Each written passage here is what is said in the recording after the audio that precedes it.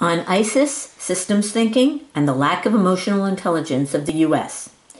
Quote from General Michael Hayden: "This is a story within the monotheism of Islam. And so the narrative of the neocons go. The terrorism of ISIS is a product of radical Islam. It's really a problem the religion of Islam needs to solve." In psychology, the isolated mind may be dead, but among neocons, it is alive and well. The lack of emotional intelligence of our political and military leaders is really scary. You'll hear Obama's representatives talk about the problem of the lack of economic opportunity as a cause of terrorism. The neocons endlessly attribute it to radical Islam. You never hear a psychological perspective or hear a political leader or a military leader say, this is a problem for necessitating systems thinking. Maybe it's that so few people in our politics or military are Buddhists who understand when we look closely at anything, things lose their separate identity. Everything we experience occurs in the context of other things, which in turn are dependent and conditioned by still other things. Thus, everything is joined. Our political leaders, our military, are linear thinkers who lack a systems perspective that says we have to look at interrelationships rather than separate, isolated things. We need to shift from focusing on parts to focusing on wholes. Focusing on details and events can distract us from focusing on patterns and interrelationships. Systems thinking understands that every influence is both a cause and an effect. Nothing is ever influenced in one direction. The key to seeing reality systematically is seeing circles of influence rather than straight lines. In systems thinking, they trace the flow of influence, seeing patterns repeat themselves. First, Al-Qaeda, now ISIS, as they make things better, or in this case, worse. From any element in a situation, you can trace arrows that represent influence on another element.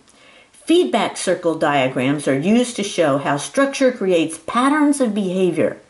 In systems thinking, feedback loops replace ideas of causality. Those two were both quotes. There are consequences to the linear thinking narratives of Obama. The problem is the lack of economic opportunity. To the linear thinking of the neocons in our military-industrial complex, this is a problem of radical Islam. A non-systematic or linear viewpoint leads to a perpetual cycle of aggression.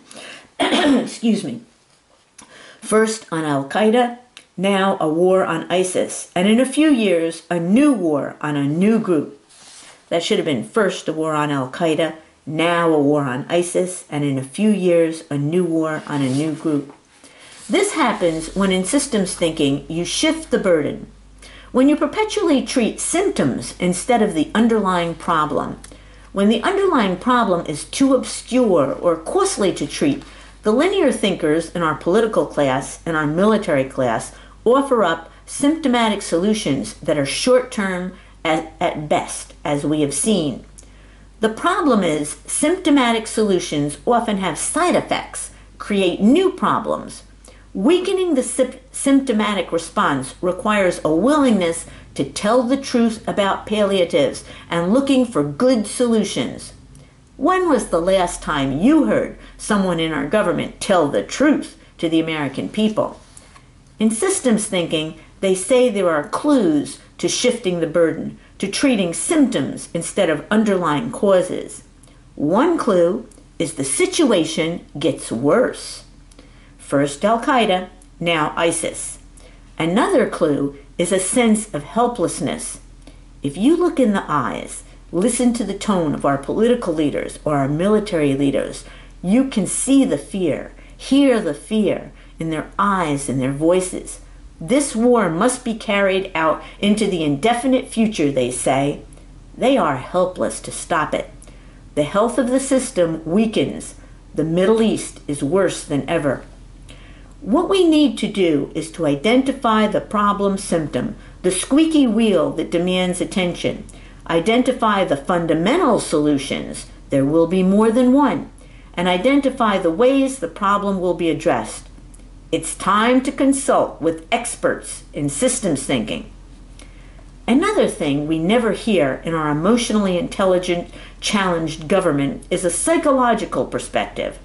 I'm starting to think this is a problem of psychological type. The sensing thinking and the sensing perceiving types you find in our military-industrial complex just don't have a psychological perspective, ever. It's long past time to include more intuitive feeling types in government or to hear their perspective in addressing problems. People resort to violence when their fundamental needs are not met.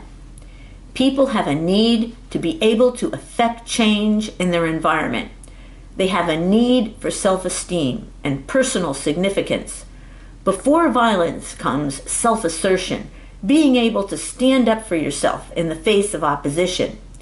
Physical violence erupts in the psychological context of feeling impotent or having one's existence or significance threatened. For those who feel insignificant, participating in violence can give a feeling of ecstasy.